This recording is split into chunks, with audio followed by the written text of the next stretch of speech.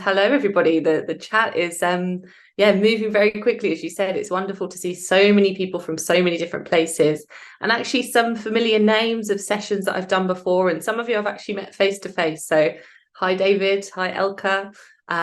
We've got Slovakia, Colombia, Poland, Peru, Mongolia, Serbia, Ecuador, Caribbean. Wonderful. So many of you joined, and thank you for being here with me as well.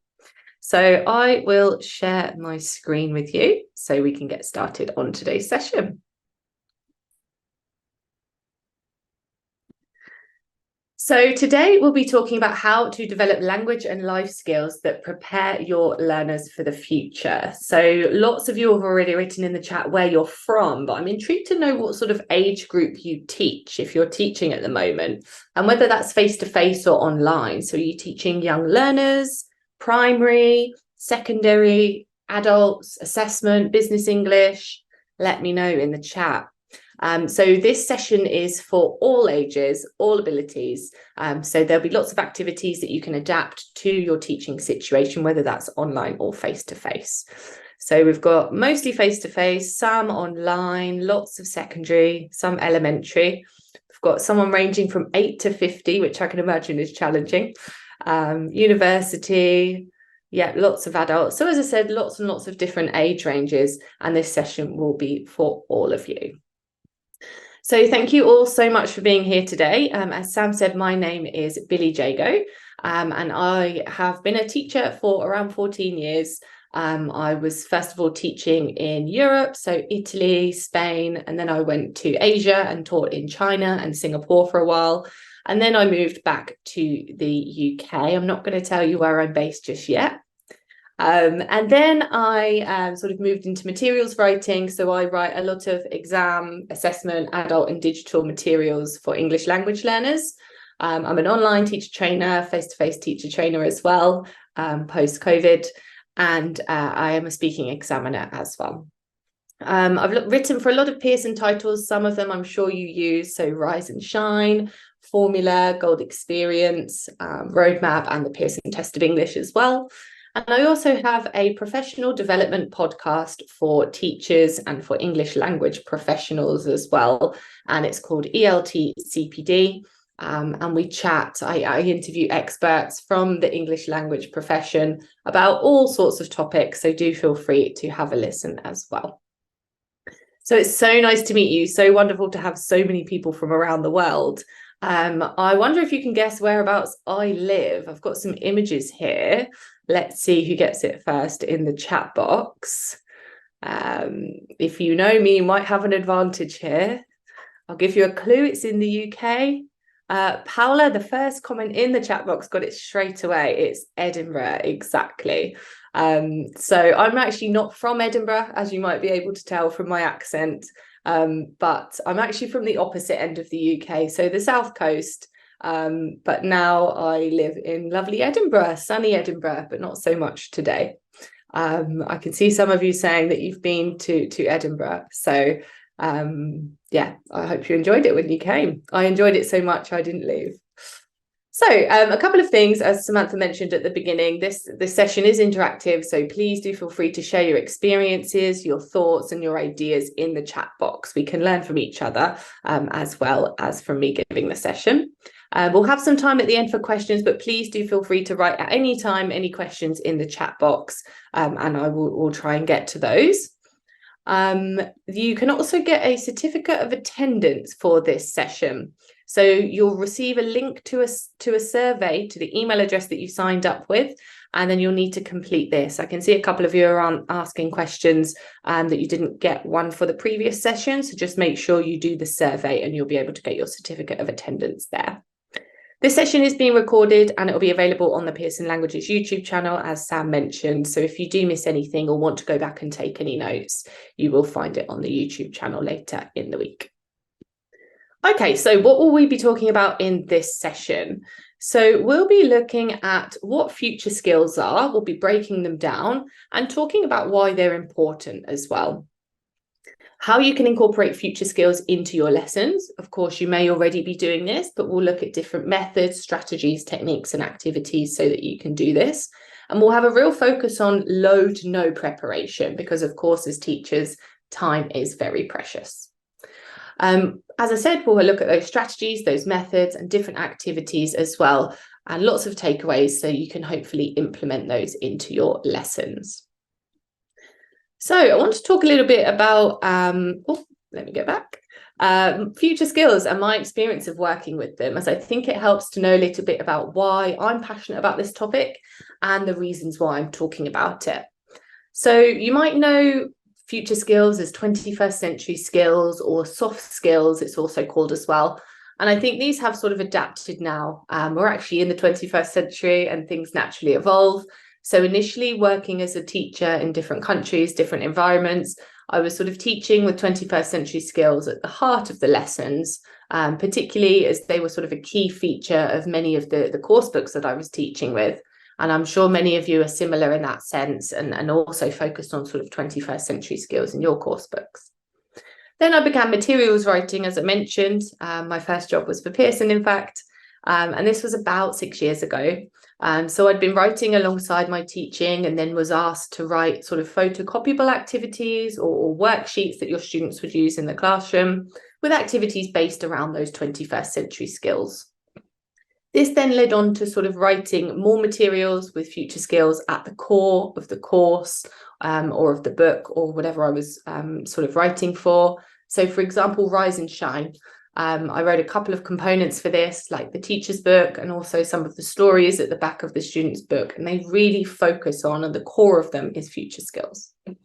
Fast forward a few years, and I now sort of give regular sessions and conference talks on future skills, among other things.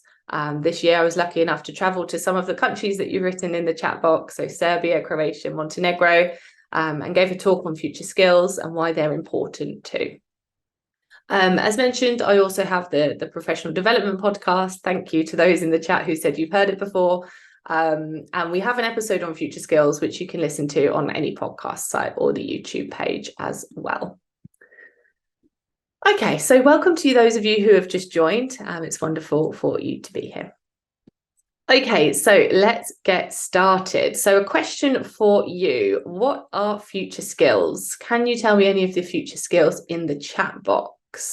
What are some examples of them? And I'll just give you a minute to write in the chat. Okay, so lots coming through. So social skills, emotional skills, exactly. We can combine those, social and emotional skills, leadership, critical thinking, AI, exactly. That's why we can't call them 21st century skills anymore, because as we said, things adapt so quickly. So digital literacy in general. What else have we got? Conflict resolution, yeah, problem solving, creativity, collaboration. Yep, soft skills is another name for future skills, which is excellent. Yep, using tech, great, exactly. We've mentioned a lot of them. Yeah, cognitive flexibility, emotional intelligence, teamwork. Yeah, working collaborative is really, really important. And intercultural skills as well, as some of you have mentioned. So you've mentioned most of these, but we'll just have a quick look at them as well. And most of these you probably already incorporate into your lessons, or subliminally incorporate into your lessons without sort of explicitly realizing it. So for example, communication, when you do a speaking activity, perhaps we can combine them as well. So perhaps combined with collaboration, when you do things like role plays or discussions, group or pair work. Some other future skills, you may not sort of fully know how or when these are incorporated in your lessons, but you may. So things like critical thinking. So these are sort of the parts of a lesson or activity that require your learner to sort of inquire more thoroughly about language or ideas or the topic or the context of what you're talking about in order to achieve a better understanding. So they're sort of asking what is really going on here. They're really analysing and evaluating those skills. So if we're thinking about something like Bloom's taxonomy, for example, the pyramid, we're thinking about those higher order thinking skills. So as I said, evaluating and analysing rather than just sort of recognising and understanding. And social and emotional learning, things like learning empathy, managing emotions, establishing and maintaining supportive relationships, achieving personal and collective goals. So this might come when you're asking students to share their personal experiences or opinions, or to work together to achieve a group objective, for example. So we've got some more future skills here. Again, as many of you have mentioned in the chat box as well. One that hasn't come up, I don't think, is initiative. So this is really, really important, not only for language learning, but, you know, all of these are usable and really crucial for outside. That's why they're called future skills. They're important for outside the classroom. And then something like global citizenship. So that's sort of teaching our students to become citizens of the world, intercultural relationships, as you mentioned in the chat box. And we're just sort of really dissecting what that means to become a good global citizen as well. And as I mentioned, a lot of these future skills are interlinked. So they're not mutually exclusive. So for example, if you've got your students sort of thinking critically, as we just talked about, you might have to come to a decision or solve a problem, but usually you would have sort of a sounding board. So you're working collaboratively, you're communicating, you're trying to come to a decision together. And the same goes for social skills. You may have to think emotionally and socially about how another person is feeling in a situation. Let's say a debate, for example. If you're debating, often you've got different opinions about things.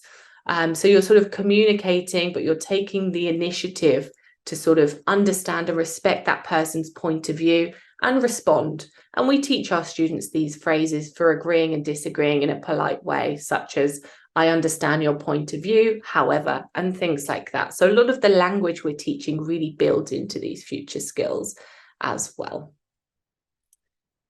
Okay. So we've looked at future skills, but why do you think these skills are important? I know a couple of you have written in the chat box that they are super important, but what are the reasons why, do you think? And I'll just give you a minute to write in the chat box. While you're writing that, I'm just going to answer a question about social skills. What do I mean by social skills? And that's just being socially aware, you know, sort of reading the room, communicating with people, interacting with people, but being respectful of people's different sort of barriers as well. Okay, so let's have a look. Why are these skills important? Okay, someone said to be a part of the project and the class, of course. Jose said they guarantee jobs of the future, which is a great point, and we'll talk about that very shortly as well. Okay, developing yourself. Yeah. Someone made a good point. Students are perhaps losing these skills because they spend more time online. Absolutely. But I think sometimes if we are teaching online, we can still develop those skills.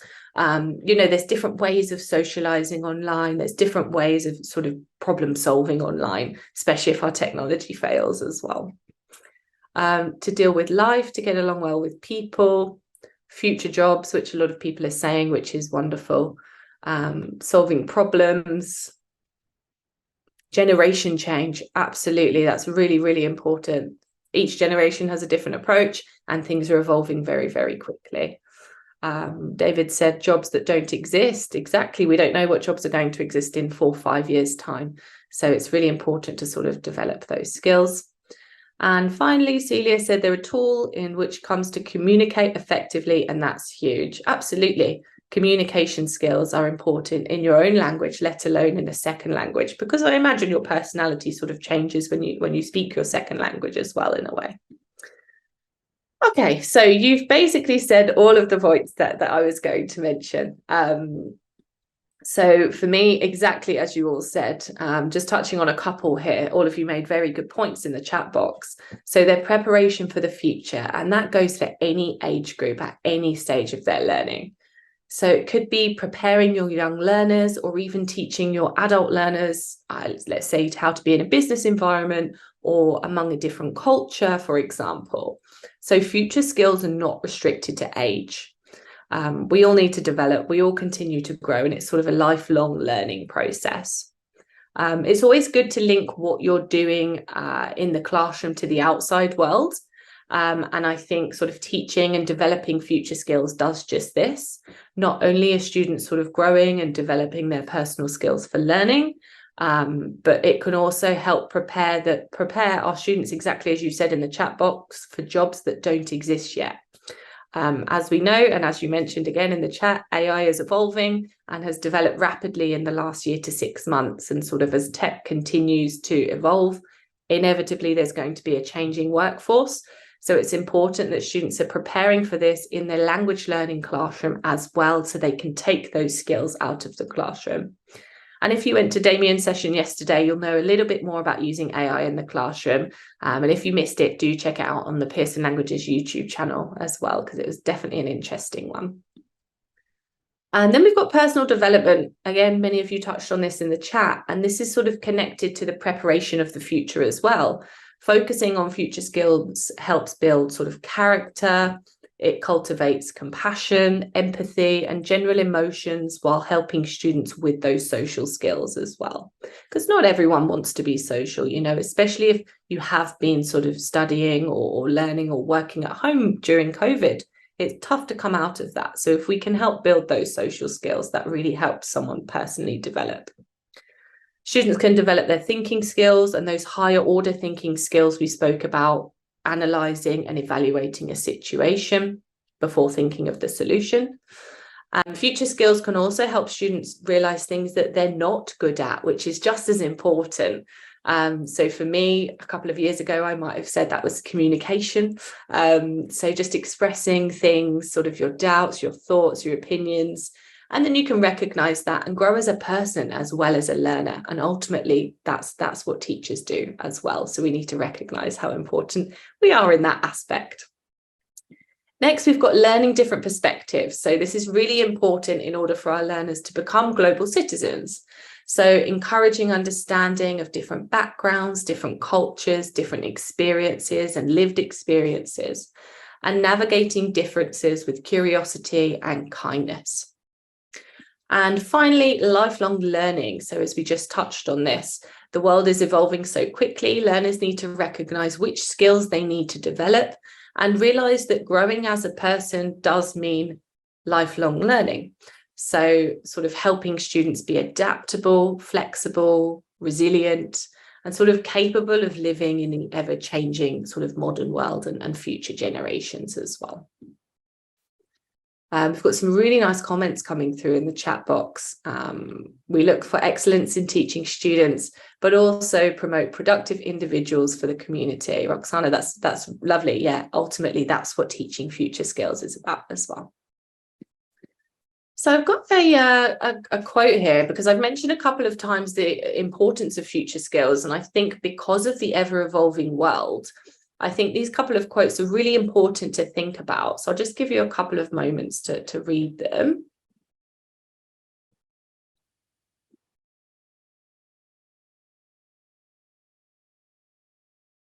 I think it's important to stress that future skills don't become redundant just because of technological advancements. And in fact, it is the opposite. The first quote is super important to remember. Uniquely human skills will become more valuable because although AI is evolving, you know, uniquely human skills, those emotions, those social skills, all of these future skills that we're talking about, this is why it's so important because they are uniquely human. And those are things that we can personally grow and develop. Okay, so some of you mentioned sort of the future of employment and jobs going forward in the future. So Pearson actually carried out a future of skills report a few years ago in collaboration with a research company called Nesta. And I've picked out a couple of points here which are nice to back up the importance of these future skills, you know, sort of what I'm saying, but we've got evidence to sort of back that up. So the report basically looked at the forecast for the world of work in 2030. So this was done, I think, I believe in 2016. So it was looking forward quite a bit. Obviously, we're 2023 now, so we're catching up quickly to that 2030.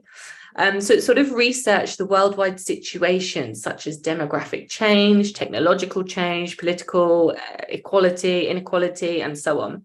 And it looked at trends and basically found the implications of what the world of work will look like in 2030. And this is really great for demonstrating what future skills now will be helpful for that time, which of course is only in 7 years. But as we said, things evolve very quickly. So on the left here, you can see some of the most important skills that the research showed that employers will require by 2030 in any industry. And I'll just give you a moment to have a look through them.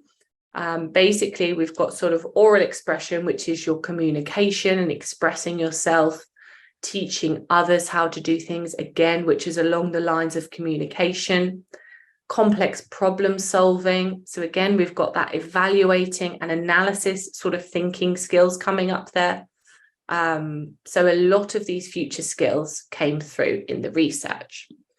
And then on the right here, we have some conclusions from the research paper, which confirm those important higher order cognitive skills.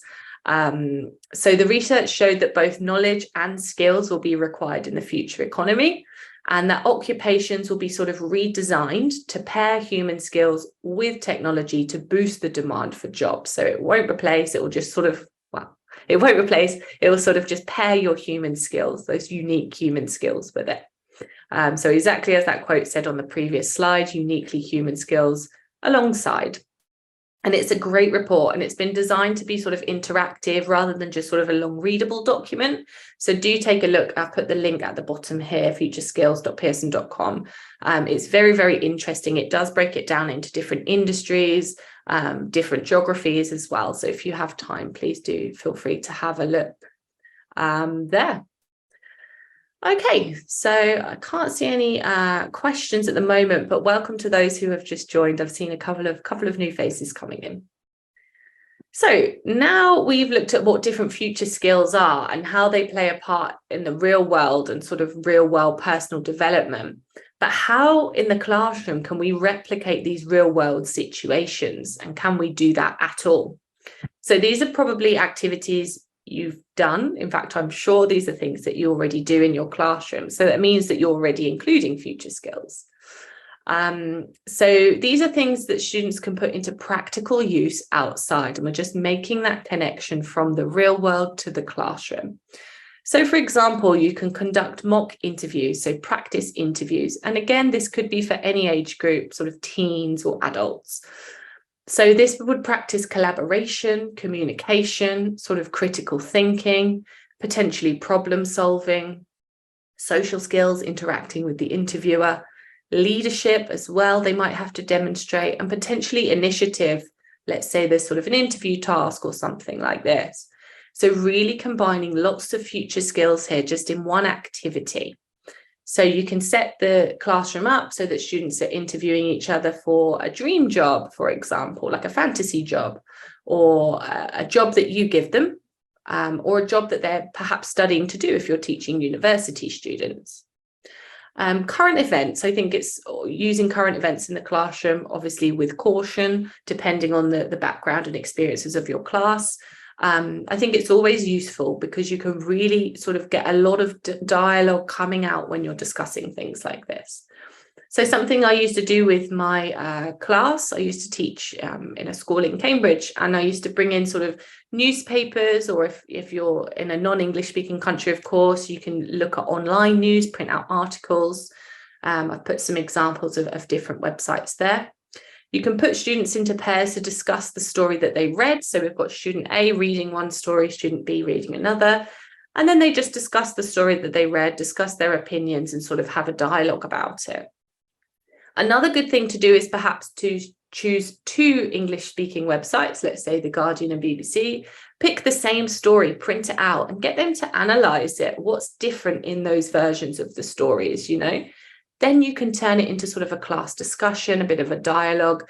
And again, we're just practicing collaboration, global citizenship, respecting each other, so social and emotional learning as well. Digital literacy if they're sort of looking online, and just really focusing on those communication skills. And of course, the good old role play. So communicating, collaborating, being creative, imagining they're in a situation. So yeah, get students to role play a situation they would come across if they're in an English speaking country, for example. Functional language, so buying tickets in a restaurant, in a shop, something like that. Or even, you can show a real life video, as Roxana said in the chat, and you could get them to role play that situation, or perhaps with current events, you could show a video and then get them to sort of discuss the news story as well. Someone said that the newspapers are not always free. That's very true. I have a paywall on mine because I've read too many articles. So a good idea would then be to incorporate video.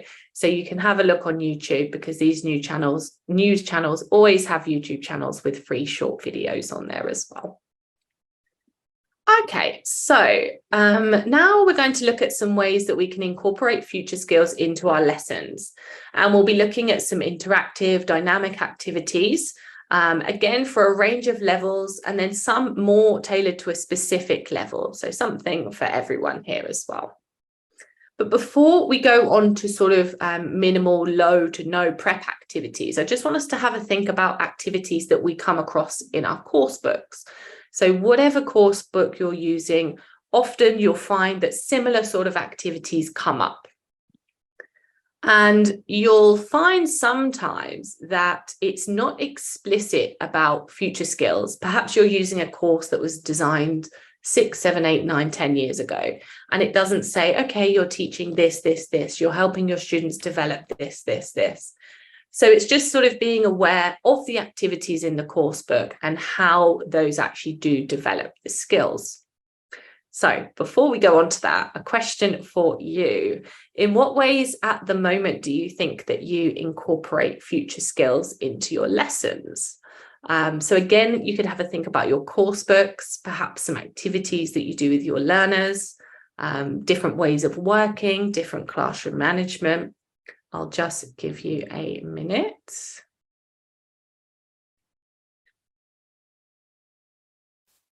Let's have a look at the chat box. Okay, so we've got using group roles for students. Yep, exactly. Okay, printing news in the internet. Nice. Using flashcards. Great for creativity. You could even get students to sort of create flashcards as well. Role playing. Perfect.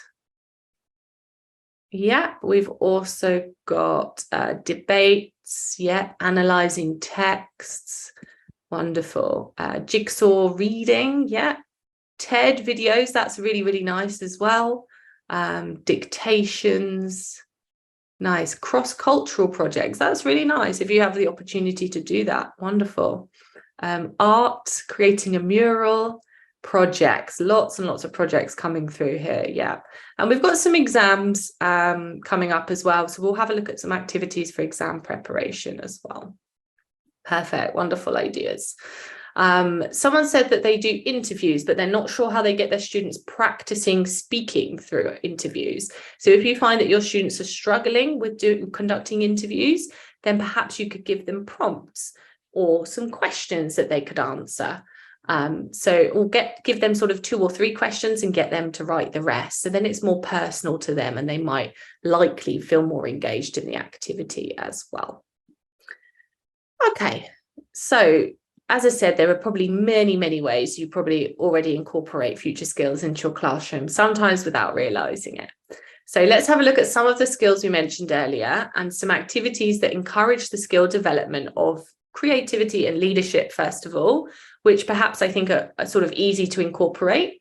And then critical thinking and social and emotional learning, which are perhaps a little bit more challenging to incorporate in activities. So with creativity, all of these were basically covered in the chat box. So projects, hands-on sort of craft activities, more physical things as well. Story writing, blog writing, reviews, perhaps watching a video of something and then sort of writing a review or an article about it. All speaking activities, that require students to come up with their own thoughts and opinions and ideas, debates, question and answers, which I'm sure we all do because we all mentioned it in the chat. Leadership skills. So developing leadership skills would be things like peer teaching. So perhaps looking at each other's writing, marking each other's writing and giving some feedback. Or perhaps if someone's doing a presentation, getting a question and answer or some feedback, or getting some involvement from the rest of the class who are listening to the presentation. Again, project-based learning shows great leadership skills. Tasks that require students to set goals, group work, and student-led discussions like debates, as well as you mentioned in the chat box. Critical thinking. So critical thinking is one of those skills that you think, oh, how do I incorporate that? So some of these activities you would definitely come across without realizing perhaps that they teach critical thinking. So like an odd one out. So you're looking at maybe 3 pictures, which picture doesn't fit in the set? Often we might find that for sort of primary learners, younger learners. Maybe what's missing as well. When you've got sort of 10 items, you take one away. We're getting students to think critically here and evaluate the situation. Cutting up and reordering sentences, images, texts. Open-ended discussion questions. So rather than yes or no, sort of broader open questions. Activities which require students to think, work together, and then share. Ethical dilemmas, debates, fact or opinion tasks as well. It's sort of going from understanding a task to really developing those thinking skills and thinking about how they're going to tackle that task. That's the difference really here. And social and emotional learning. So these would be like reflection tasks, which we're always encouraged to do as teachers. So whether you write your learning objectives on the board and reflect on those at the end of the lesson, the week, or the term, or just have students reflect, you know, sort of there's questions often at the end of your lesson in your course book, and just check-ins with your students as well. We're really getting students to think emotionally about their learning experience. Role-playing, depending on the scenario. Show and tell, or anything that's personal to the student, any personalization tasks. So if you're asking your student to bring in something that's important to them and they're showing it, they're sort of opening themselves up emotionally, being a bit vulnerable to questions and situations here. So we have to sort of remember that tasks like that are developing those skills. Debates, activities related to emotions, expressions, thoughts, opinions, and ideas as well. And as I mentioned, there's a lot of crossover in these skills. So what is social and emotional learning might also cross into global citizenship and sort of intercultural skills, because you're sort of respecting each other's opinions, backgrounds, and experiences too. So there are also some Pearson titles you might already use in your classroom that were written with future skills at the core. As I mentioned, Rise and Shine, which I was lucky enough to be a part of. So the idea is sort of developing young learners' future skills.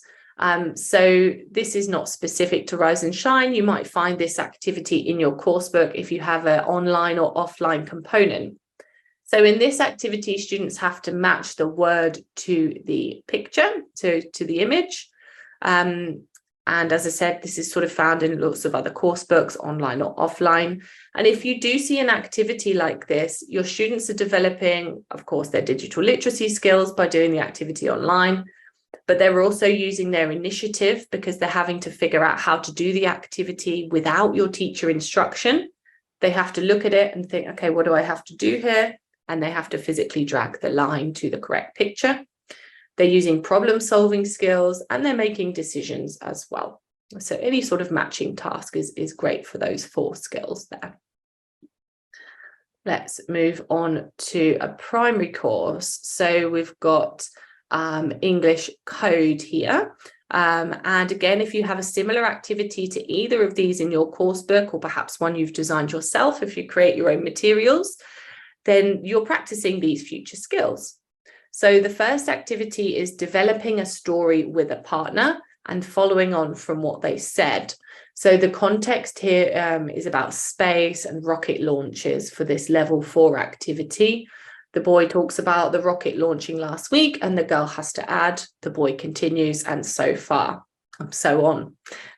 So they're using sort of the context of the lesson to build that story. So they're really developing communication between each other, Social skills as well, perhaps some sort of emotional skills, because they have to respect the other person's sort of time and time for thinking. Creativity, of course, imagination, and perhaps leadership if one student's leading the discussion too. And then the second activity is a chant or a song students sing along to. So here again, they're practicing their creativity, their social skills, perhaps they're making sort of a dance with it as well. So really just drawing out that imagination there. So as I said, if any of these activities appear in your course books, these are the sort of skills that they're practicing. Now, an adult course like Gold Experience, again, another title I was really lucky to be a part of. I absolutely love this course. And we've got an activity here on the right, so the Facing Everest activity. And I'll have a question for you in just a moment, so have a quick look through it. So you might often come across a task like this. So you have a paragraph, and then you have two words separated by a slash, and the student has to pick the correct word. Very common task. So what type of skills do you think this task is practicing? And what future skills might students develop here with this type of task? I'll just give you a moment to write in the chat box. And it's great to see some of you said that you're working with this course book. It is wonderful.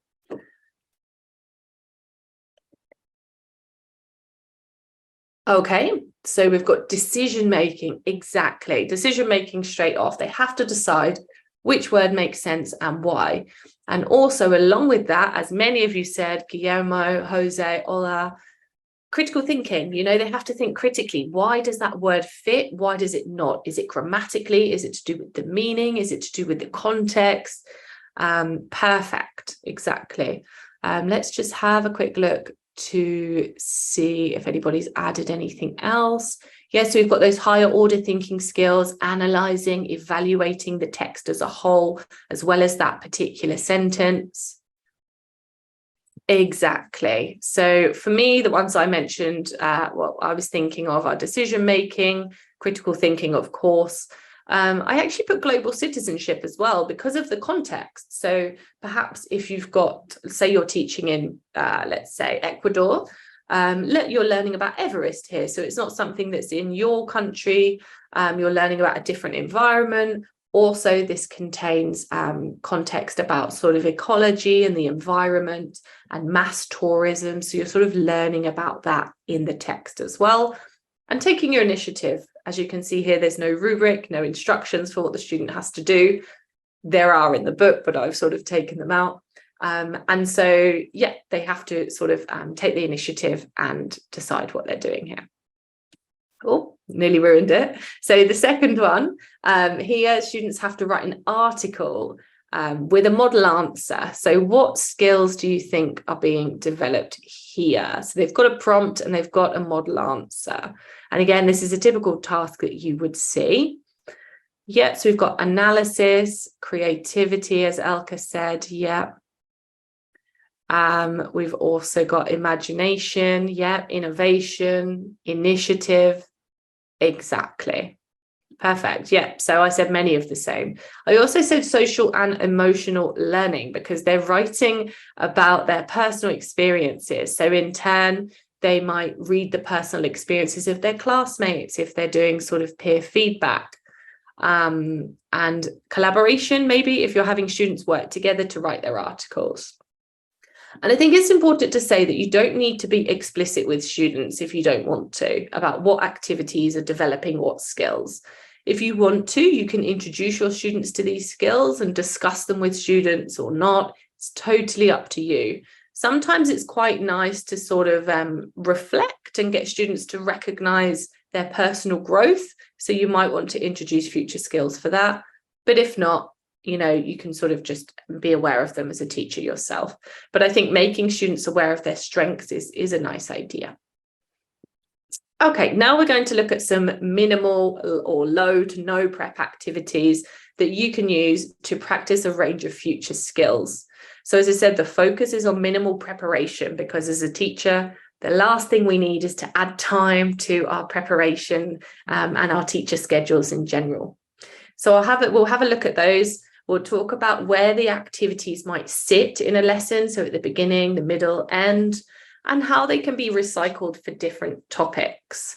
So some activities will be better suited to different ages than others, but some can be adapted for a variety of ages and topics, and I'll point that out as well.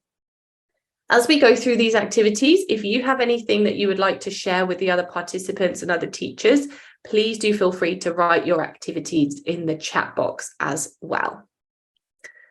Okay, so the first activity is a drawing circle, and this works for all ages. So if you, I think it was in Montenegro, I actually did this task with some people. So if you were there, you might have done this actually. So you have learners sit in a circle. So each learner has a pen and a piece of paper or a pencil. Could be any age group. This works well with young learners through to adults. So you get sort of 5 different extracts of music lined up, and all of them should be different genres.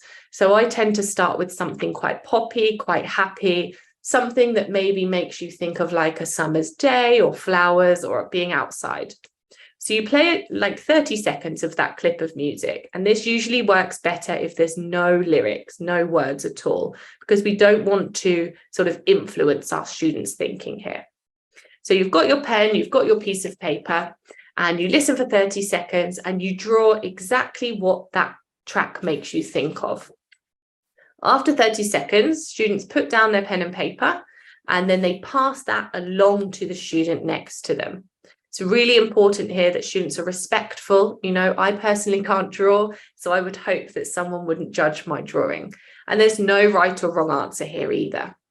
Then you play the next clip. So this should be totally different. So it could be something like some instrumental jazz music, some heavy rock music, or perhaps some traditional folk music from a particular country around the world. Students then add to that person's drawing. So they've got their partner's drawing, they add to it. They can either draw something on the side or literally add to what the person left. And we continue, we go around the class. Maybe we do 4 or 5 different short pieces of music. And then at the end, there's a complete picture, and you get students to work in groups to make a story to discuss that picture.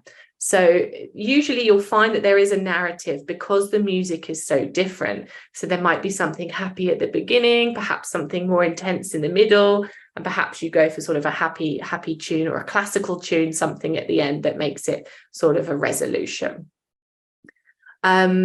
As I said, any age group loves this. Young learners love it, and as adults as well. And if you can't draw, it really doesn't matter. It's quite simple. You don't need to prepare too much. Just come up with sort of a couple of songs.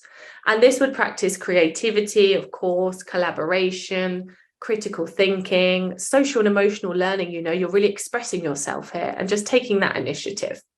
If you are teaching online, you could still do this. You could use a whiteboard, give students a link to a personal whiteboard, and they could draw that, send the link to the next student, and add to the online whiteboard as well. Someone in the chat said they've done this and it was really funny, so I'm glad you enjoyed it. It's a really, really good activity. Okay, the next one is probably best for primary students. And this would probably sit best as sort of an end to a class, because it is quite dynamic. It is sort of quite energetic. So it'd be good to sort of get rid of that energy at the end of the class. So you get students to sort of create an obstacle course or something not too dangerous in the available space that you have. So they could do, or you could use the imagination. So say you've got a piece of paper rolled up, that signals you have to step over or jump over it, for example, not climbing on chairs and tables. So one person's blindfolded and they direct that person around the course in English. So using prepositions, sort of simple phrases for directions, left, right, 2 steps forward, 1 step back, and so on. And if you trust your students, you could get them to guide you around the class as well. So again, that really practices sort of communication, collaboration. They're making decisions about how to create the obstacle course, but also about how to guide you. solving the problem of getting you around that course as well, and perhaps leadership skills if one person's taking the initiative to lead that situation. Okay, the next one, and a game that you have probably played out of an English language context. So tic-tac-toe, or noughts and crosses as we call it in the UK. So you would definitely have seen it. It's sort of the 6 grid, nine squares. So you've got your grid. You divide the class into 2 teams. One is O and one is X. You draw the grid on the board, so 2 lines down, 2 lines across, horizontal and vertical. So there should be 9 spaces in total. You stick on a picture card in each space, and they're sort of face down on the board, so students can't see what they're picking. So they choose one of the pictures, or they choose one of the cards. You turn it over as the teacher, and then they say the word on the picture card. So say we're doing sports, it could be something like basketball. And if they get it correct, if their pronunciation is correct, or if you want to test writing, you remove that picture card and write their letter so they can take that square. And the idea is to get 3 in a row, whether that's horizontal, vertical, or diagonally.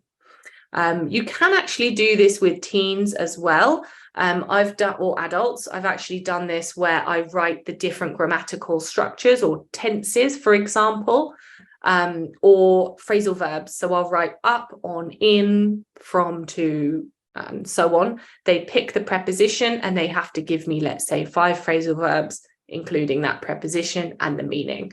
So it can be adapted to sort of older students as well. Again, practicing a lot of different future skills here, problem solving, especially because they have to decide how to get 3 in a row. And this is really nice. Alexandra says she uses it as an icebreaker when you begin your classes, which is great because you can use this for revision, which is wonderful.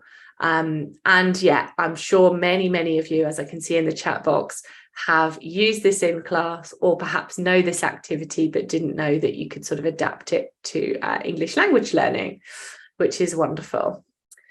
Okay, and another activity, and a 4th activity which I've tried and tested, is a drawing race. So again, this is for all ages. It's great for practicing sort of communication, group work, and again, leadership, decision making, and so on. A lot of sort of overlapping skills here. So you've got your class. Let's say you've got a class of 20. I'd say this would probably be the optimal size.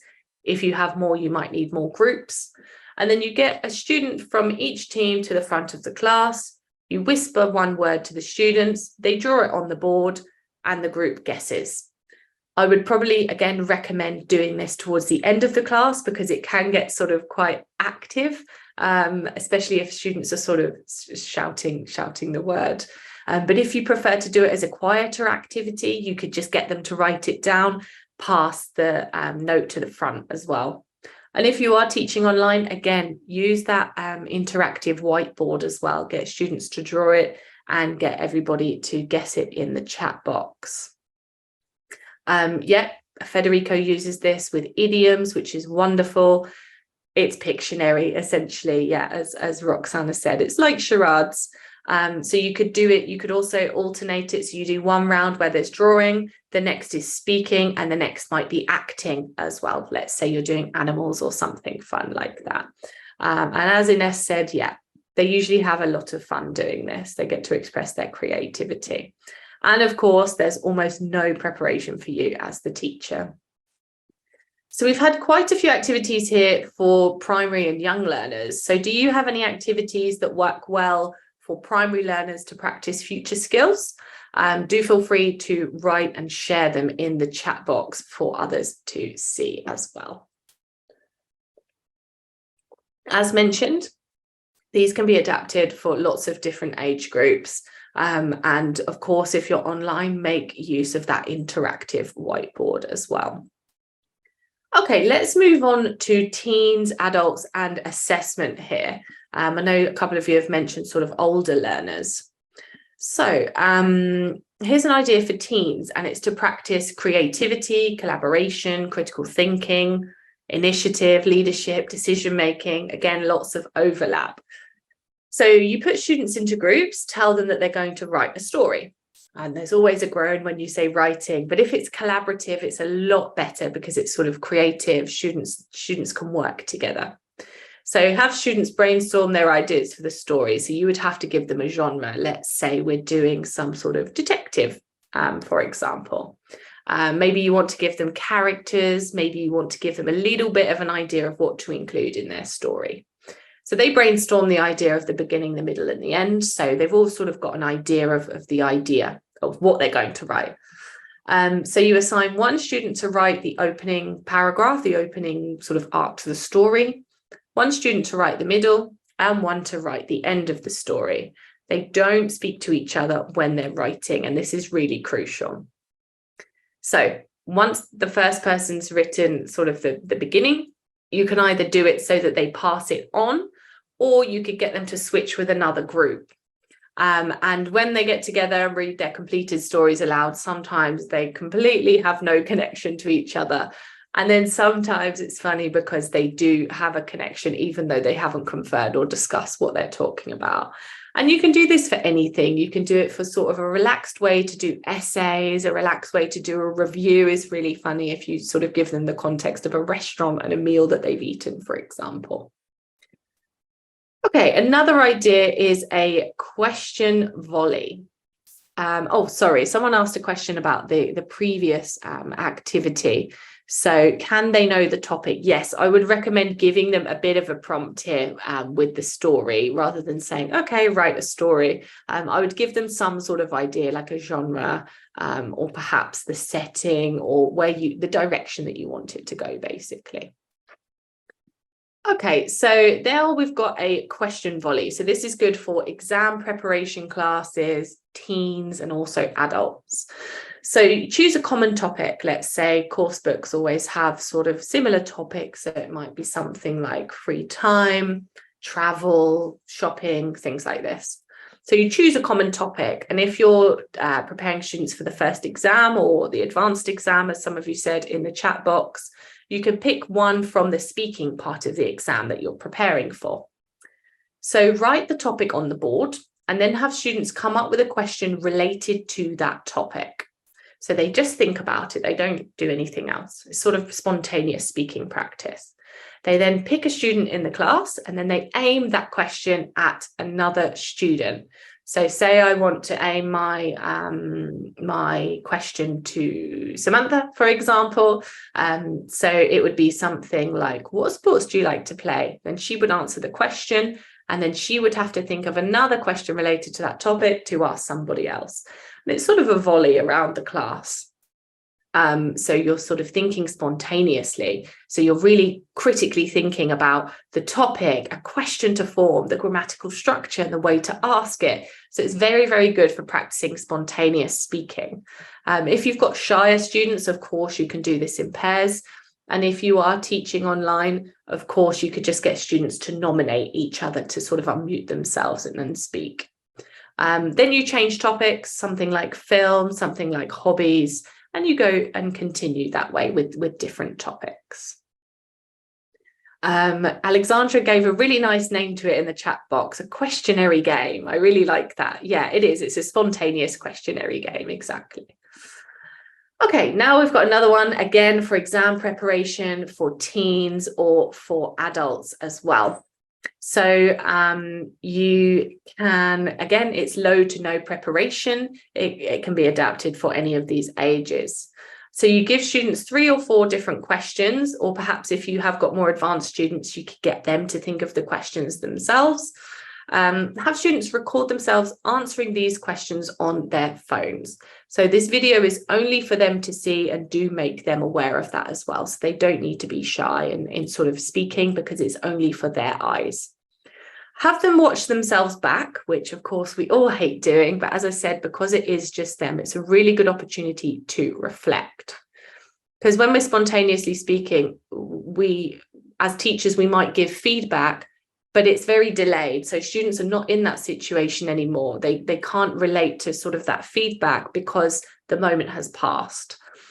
So we need to sort of get students to watch themselves and think, what did I do well? What did I improve? Perhaps 3 things for each. Definitely give them a number, because if not, we and students have a tendency to think about the negatives more. So give prompts if you want. So think about sort of your word stress, your stress on questions, paraphrasing, your range of language, formal, informal language. Get them to have a think about these different things. You can decide whether to feedback on their video as well as the teacher, or just have a one-to-one discussion with your student about their reflection, which I would suggest, because probably the things that they've noticed are things that you've noticed as the teacher in class when they speak as well. And again, we're practicing things like digital literacy, global citizenship, thinking about how they would respond to these sorts of questions in the outside world, decision making, and things like that as well. Okay, we've got a couple more activities. So we've got two here, very quick one, changing photos. So say you've got the first page of your lesson in the course book. There's usually a photo there. Let's say it's about hobbies. There might be a picture of someone playing tennis. Get students to cover that picture and show a picture of their own hobby, just to personalize the lesson. And we're really getting them to sort of express themselves and sort of let us into themselves a little bit. So that's really sort of that social and emotional learning, and those social skills as well, you know, just sort of opening up a little bit about yourself. Of course, nothing too private. And then sort of debates, as many of you mentioned. I like to call it boxing because it's sort of quick fire. You're back and forth throwing sort of vocabulary punches, not physical ones, but verbal argument punches, sort of with strong opinions, strong thoughts here. So debates are always good for social and emotional learning, respecting each other's opinions, collaborating, communicating. And rather than doing one debate for sort of 30 minutes, I'd recommend students coming up with a debate topic perhaps related to the context of your lesson. If there are 2 or 3 topics that come up, spend 5 to 10 minutes debating each one, and make sure you assign opposing or agreeing, because often there's an argument or a debate about who believes what anyway. And it's quite difficult to sort of get students into the mindset of the different opinion if they're given sort of the opposing opinion to what they actually think. So debates are perfect for developing future skills. I wish we had time to do some of these. That would be wonderful, wouldn't it? And Hannah just said exactly the same thing as me in the session. So she would like to do these activities as well. Okay, a couple more. So student teacher, have students become a teacher for the lesson. Shock, horror. So have them choose one of the activities from the course book to sort of teach. It can be something small, you know, sort of one of those choose the words that we looked at. Or you could get students have design sort of a revision activity for the next lesson based on the things that you've learned with them previously. And then for exam preparation classes, have students look at a task without you telling them what to do first. So a really good example of this might be something like sentence transformation in the first or advanced exams, because that can be really tricky. So have students try to work out what to do. Don't sort of go through it with them, especially for the first time that they've seen it. And then get students to sort of lead the discussion about what they think they need to do in the task, what skills, what techniques they think would be useful to complete this task successfully. And they're much more likely to implement that rather than us standing there and saying, right, you have to be able to do this, this, this, this. So get them to sort of use their initiative and to sort of take ownership and take leadership in their own sort of learning as well. Okay, so we've got lots of different activities and you've shared loads of them in the chat box as well. But I wanted to just talk about very quickly some other ideas for future skills, some more sort of methods or strategies that maybe you already use. So things like the flipped classroom, so where you give students the topic or activities for the next lesson to study at home. Then they sort of come to class to check their answers and sort of build on these and develop on these. And a good way to do this is to include sort of the workbook activities, give sort of a workbook, and then get students to complete sort of the course book ones in the session. It's always quite intimidating doing the flipped classroom. So yeah, try it out. And once your students are used to it, it will definitely sort of continue. Then we've got presentations, of course, really, really great for leadership, social emotional learning, social skills, like a personal show and tell. Any gamification adds sort of a different approach rather than sort of heads down. It really does develop a variety of skills. They have to use their initiative on how to tackle some of these games sometimes. Of course, sort of awareness of how to solve different problems and think critically and evaluate the situation. And peer teaching, so a lot of reflection, again, really encouraging students to become good global citizens, because, you know, we have to reflect as adults in life on things that went well, things that didn't go so well. So really just having a look at each other's work and just feeding back. But it's really important to get students to feed back on things that went well as things that didn't go so well. So if they're marking each other's writing, just really saying, okay, you structured this brilliantly. However, there's a couple of grammatical errors. So making sure we focus on the positives as well. Okay, so a lot of different activities are being shared in the chat box. So yeah, do have a read through if you can. There's lots and lots of great ideas in there too. Some of you have tried the flipped classroom. Don't give up. Once your students are used to it, hopefully they'll realize that if they haven't done the work and they come to the session, you know, it'll be tricky to sort of take part. Okay, so we're coming to the end of the session. I realize we're a little bit over, but we've looked at what future skills are. All of you shared some wonderful ideas on why they're important as well in the chat box. We looked at different activities for future skills and you shared yours. And we looked at different methods and strategies briefly as well that you can incorporate. So before you go, I'd love to know what you're going to take away from this session. So please do feel free to write in the chat box. I always love to know what you could implement into your lessons, whether that's an activity, a strategy like the flipped classroom, or maybe something that one of the other participants mentioned as well. A lot of people are saying the different activities, which is wonderful. I really hope that they're successful, and please do let me know if they work, because it's always wonderful to hear as well. Thank you. And does anyone have any questions? Let me just check the question and answers. We answered, yep. So with the story building task, definitely give a topic that the students are sort of familiar with, so that they get to recycle some of the language that you have done with them in the classroom. Let's have a look. We've got a question from Abdul saying, is designing a course book preferable for language learning and generally overall for these skills? That's a great question. As we looked at, you know, course books do often get written with sort of future skills in mind. So the core of them is future skills, even if they're not explicit. So whether you're using a course book or your own supplements or your own materials, I think, yeah, future skills are great in any aspect. Lucilla was asking about developing first certificate classes. So hopefully you can use some of those assessment activities we looked at as well. Someone made an interesting comment about leadership. Absolutely. If you don't want to call it leadership, perhaps call it sort of like leading a team or something like that. Helping others, yeah, is wonderful. You can also use that too. What else have we got? David said, what do you think of using case studies in the classroom, using them to research viability of replicating in a separate context or to spark debates? I think if you have students who are capable of understanding the context and understanding where these case studies came from, and if they're evidence-based as well, I think it's perfect, because that is more replicable outside of the classroom with the discussions that students would have in real life as well.